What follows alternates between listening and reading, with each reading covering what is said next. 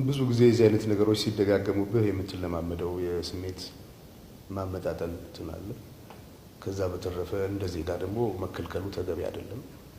ወደፊትም አለበቂ ምክንያት መከልከል ተገቢ አይደለም። ይሄን ደግሞ የሚመለከተው ክፍል ሊያስብበት ይገባል። ምክንያቱም እንደ ዜጋ አንድ ሰው በመብቱ የሚሰማው ነገር ለማድረግ እንደ ማንኛውም ሙዚቀኛ ሙዚቃችን ለማቅረብ ተገቢው ፈቃድ ሊሰጠን ይገባል። ለቀደመ ሁኔታም የተጠየቅነው ይቅርታ የለም። ብዙ ኪሳራዎች ነበሩ። ምናልባት ሞራል ጋር ያልደረሱ ሊሆኑ ይችላሉ፣ ግን ብዙዎችን በማቴሪያል በእንትን ጎድተዋል። ይህ ደግሞ ተገቢ አይደለም እና ይሄ መሻሻል አለበት ብዬ አስባለሁ።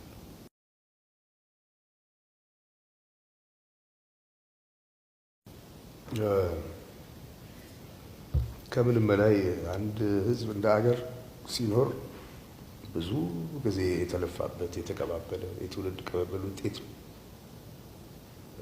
ብዙ ዋጋ ተከፍሎበታል።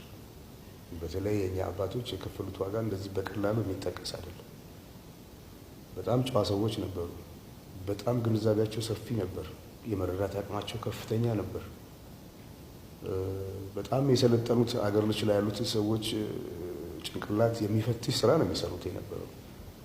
በጀግንነት በጦር ሜዳ ብቻ ድል ያደረጉ ሰዎች አይደሉም። የመንግስታቱን ማህበር ጉባኤ የፈተኑ፣ በሀቅ የቆሙ፣ በወረቀት ላይ የተፈረመውን ነገር ለማስፈጸም የጸኑ ጨዋ ሰዎች ነበሩ።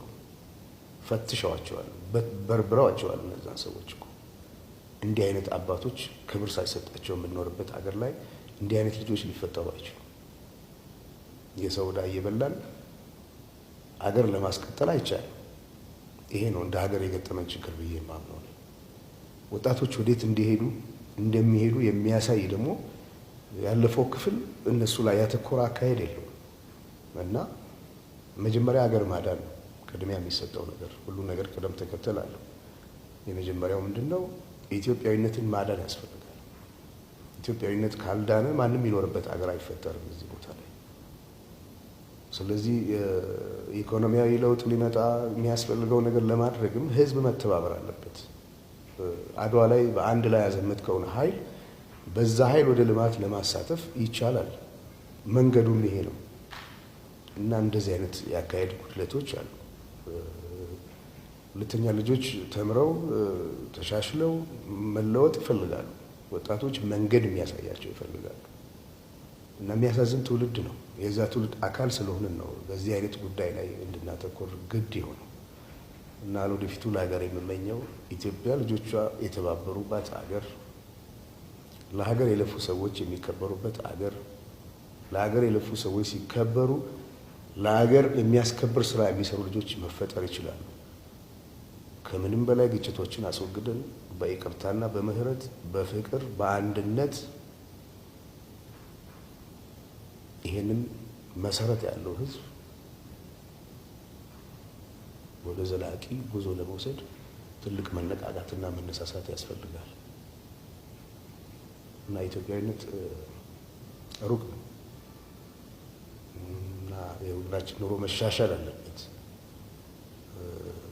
ለዚህ ደግሞ ሁላችንም መተባበር አለብን። እንድንተባበር ካልቻልን፣ ታሪክ ካልተደገፈ፣ ማንነት ካልተደገፈ፣ አንድነት ካልተደገፈ፣ መቻቻል ካልተደገፈ፣ መቀራረብ ካሌለ እንዴት ተደርጎ ነው መሄድ የሚቻለው?